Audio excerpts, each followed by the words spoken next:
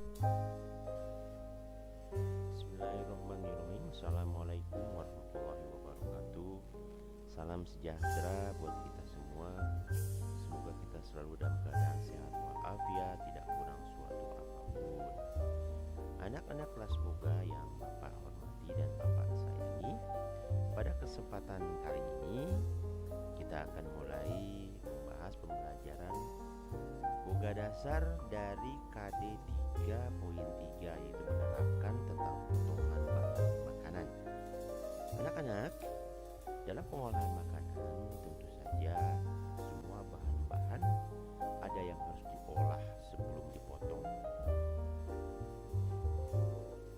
ada yang harus dipotong dulu sebelum diolah. Nah, dalam materi ini adalah materi mengenai potongan bahan makanan.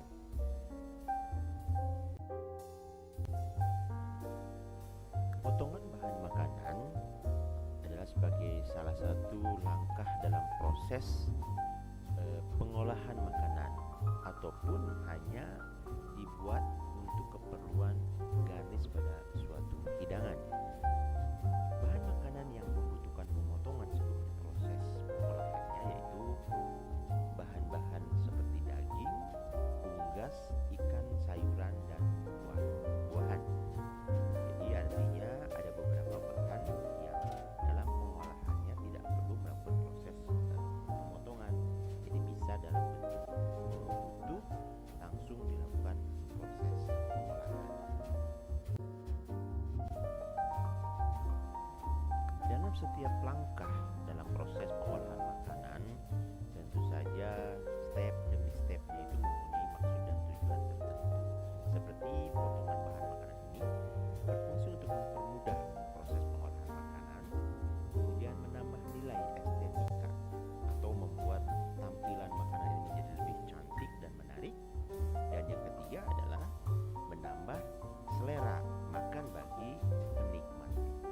Jadi semua fungsi potongan ini akan dibuat sedemikian rupa tergantung dari bahan makanan yang akan diolah serta momen atau tema apa yang akan dibawakan pada saat ini.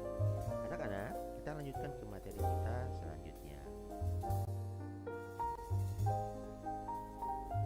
Di dalam tampilan slide yang sedang kalian saksikan ini, ada beberapa hal penting yang harus kalian perhatikan sebelum melakukan proses pemotongan bahan makanan.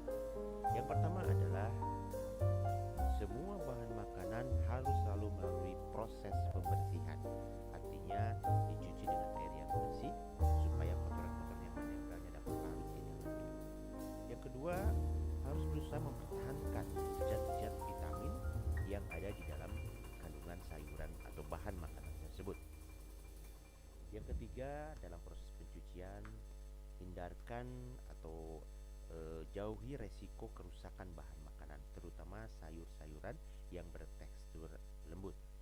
Yang berikutnya adalah memotong, harus mempersiapkan teknik atau mempergunakan teknik yang sudah menjadi patokan atau standar. Begitupun dalam proses penyimpanannya harus melalui tahap-tahap yang benar. Mengupas bahan atau sayuran harus mengikuti petunjuk dari cara-cara mengupas sehingga kadar vitamin yang ada di dalamnya tidak terbuang bersama kulit yang kalian kupas. Dalam proses pengupasan kulit, usahakan setipis mungkin karena kita tahu di dalam sayuran atau buah itu banyak sekali terkandung zat-zat vitamin yang menempel di dekat kulit. Jadi kalau kamu mengupas terlalu tebal, dikhawatirkan akan membawa atau membuang nutrisi-nutrisi bahan yang ada di dalamnya. Ya. Kemudian usahakan dalam bentuk potongan dalam satu pengolahan harus berbentuk sama sehingga akan menimbulkan kesan rapih dan bagus ya. Kemudian yang berikutnya adalah menjaga sayuran dan buah supaya tidak berubah warna karena terkontaminasi dengan udara. Nah, ada beberapa sayuran yang setelah melalui proses pemotongan harus direndam dengan bahan tertentu, air atau bahan tertentu, ya. Baik anak-anak, kita lanjutkan ke slide kita berikutnya. Nah, silakan perhatikan di slide ini.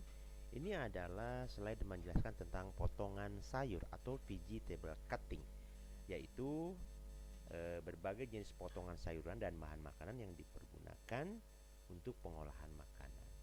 Nah, potongan bahan makanan meliputi nabati maupun yang hewani. Nah, bahan makanan yang termasuk ke dalam kategori bahan nabati yaitu sayur-sayuran dan buah-buahan.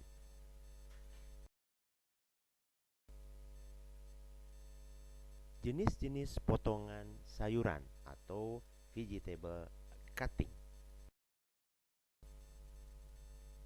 Jenis potongan yang pertama adalah jardinier atau jenis potongan sayur yang bertekstur keras dengan ukuran 3 kali 1 dan kali 1 karena berbentuknya balok. Kemudian yang kedua adalah mesdoin atau cube, yaitu potongan sayur yang memiliki ukuran 1 kali 1 kali 1.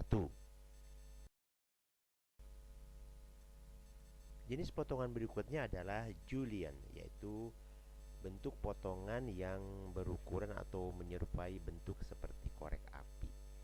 Yang berikutnya adalah brunoise atau potongan sayuran yang merupakan bagian atau turunan dari potongan julienne, cuma memiliki ukuran yang lebih pendek, sekitar 2 kali 2 kali 2. Bentuk potongan selanjutnya adalah paysan atau bentuk potongan yang memiliki ukuran seperti kotak, ya, atau bujur sangkar dengan ketipisan sampai mencapai sekitar 2 mm, tetapi lebar sekitar 10 kali 10 cm. Kemudian bentuk potongan yang berikutnya adalah chop, yaitu bentuk potongan sayur yang dicah kecil-kecil secara tidak beraturan, ya. Di sini juga ada bentuk potongan siphon atau potongan pincy carrot, yaitu potongan-potongan yang bentuknya membulat, pipih, tipis, ya, dan kemudian memanjang tergantung dari sayuran apa yang dipotong. Ya, contohnya untuk sayuran jenis selada lebih tepat mempergunakan potongan jenis siphon, sedangkan untuk wortel bisa mempergunakan potongan pincy carrot. Ada juga jenis potongan yang disebut dengan barrel atau potongan yang berbentuk seperti tong 8 segi yang berukuran sekitar 3 sampai dengan 5 cm. Kemudian bentuk potongan turnip atau potongan berbentuk seperti tong segi 5 dengan panjang sekitar 3 sampai dengan 4 cm. Potongan bahan makanan berikutnya adalah alumet dan merpoa. Untuk merpoa ini bentuknya tidak beraturan dan potongan ini biasanya dicampurkan pada saat kita sedang membuat kaldu atau stok. Tetapi untuk alumet biasanya ini ukurannya tipis sekitar 4 sampai dengan 5 kali 0,5 kali 0,5 cm. Ya, biasanya dibuat untuk hidangan pelengkap untuk menu kontinental. Dan bentuk pengolahan bahan makanan yang terakhir di slide ini adalah baguette gummy atau bentuk sayuran yang diikat bersama sayuran yang lain seperti seledri, bay leaf, thyme, dan daun bawang hanya untuk dipergunakan sebagai penyedap pada saat pembuatan kaldu saja. Berbeda dengan jenis potongan bahan makanan sayur yang lain, kentang memiliki bentuk potongan yang berbeda karena kentang ini sifatnya karbohidrat atau sifatnya memiliki banyak kandungan karbohidrat, sehingga kentang sering dikombinasikan sebagai penyerta dalam makanan main course. Kandungan yang ada dalam kentang itu terdiri dari sekitar 80% air, kemudian mengandung zat tepung yang berfungsi sebagai mengenyangkan dan ditambah dengan protein dan beberapa vitamin yang lain. Kemudian pada slide yang berikut ini akan Bapak tampilkan beberapa jenis potongan khusus untuk kentang. Mari kita lihat penjelasannya di slide berikut. Potongan kentang yang pertama adalah pommes frites atau yang sering dikenal dengan sebutan French fries. Ya, potongan yang kedua adalah pommes piles, itu berbentuk seperti julienne atau potongan seperti jerami. Jenis potongan kentang berikutnya adalah pommes pot neuf atau pommes allumette. Itu potongan kentang yang dipergunakan pada menu-menu untuk main course. Selanjutnya adalah potongan kentang pommes parmentiers, yaitu potongan kentang berbentuk kubus dengan ukuran sekitar 1,5 kali 1,5 kali 1,5. Ya, kemudian potongan kentang berikutnya adalah pommes chips atau yang sering dikenal dengan istilah potato chips. Potongan kentang berikutnya adalah pommes gaufrettes dan pommes olivettes, yaitu potongan kentang yang berbentuk seperti tong lonjong ya, yang berukuran sekitar 5 cm.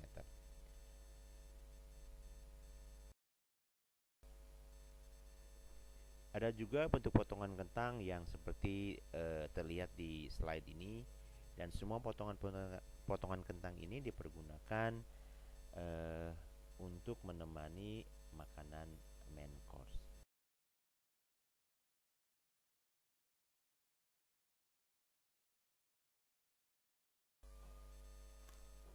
Ada juga jenis potongan kentang pommes wedge atau lebih dikenal dengan sebutan potato wedge.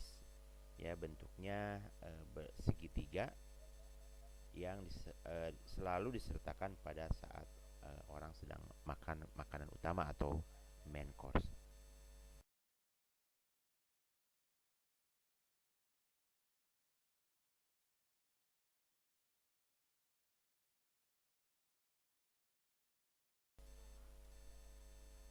Berbeda dengan jenis potongan yang terdahulu, jenis potongan ini namanya adalah dice cut. Ada beberapa jenis dice cut yang bisa kalian lakukan tergantung dari tipe menu atau makanan yang akan dihidangkan. Dice cut yang pertama adalah brunoise atau jenis potongan dice yang berukuran 1/8 kali 1/8 kali 1/8. Yang kedua adalah small dice, ukurannya 1/4 kali 1/4 dan kali 1/4. Kemudian medium dice, setengah kali setengah kali setengah, dan yang terakhir adalah large dice yang berukuran 3/4 kali 3/4 kali 3/4. Ada lagi jenis potongan lain yaitu paysan, setengah kali setengah kali 1/8. Disesuaikan, semua penerapannya disesuaikan dengan jenis menu yang akan kalian hidangkan nanti. Nah, setelah kita belajar berbagai macam teknik potongan bahan makanan, di slide ini kita akan belajar mengenai bagaimana cara mengolah atau mencuci bahan makanan yang akan dilakukan proses pemotongan. Ya, proses pencuciannya pun tidak bisa sembarangan, tergantung dari jenis bahan yang akan kita cuci. Contoh misalnya untuk jenis umbi-umbian atau di sini seperti misalnya wortel lobak atau umbi yang berhubungan dengan tanah atau tumbuh yang di bawah tanah. Nah, proses pembersihannya adalah harus melalui proses penggosokan. Ya, jadi si bahan ini digosok terlebih dahulu agak keras, kemudian disiram di air yang mengalir secara merata sehingga bahan-bahan makanan, bahan-bahan yang masih menempel di dalam bahan makanan seperti tanah dan kotoran yang melekat bisa terlarut ke dalam air yang mengalir. Kemudian jenis bahan makanan sayuran berupa daun.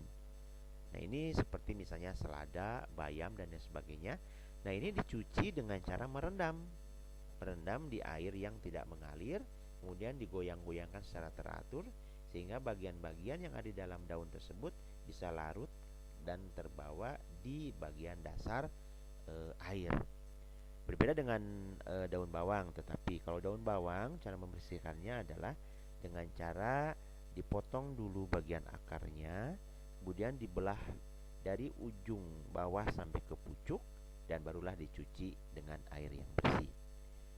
Nah, kemudian untuk bahan jenis bunga kol atau brokoli, nah ini cara membersihkannya adalah dengan cara direndam dengan air yang mengandung garam sehingga kalau ada mikroorganisme atau ada binatang-binatang kecil yang menempel di bagian-bagian dalam bisa keluar dan mengambang di permukaan air.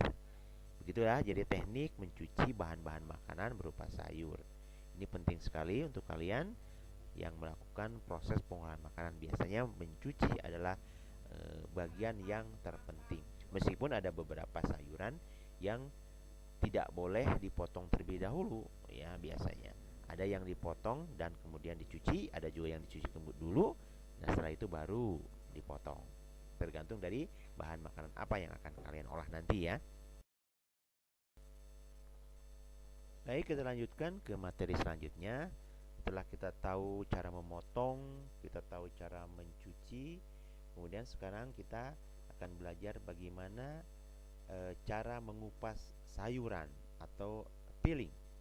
Alat yang dipakai adalah peeler, yaitu yang pertama bahan makanan yang akan dikupas terlebih dahulu dipotong kedua ujungnya.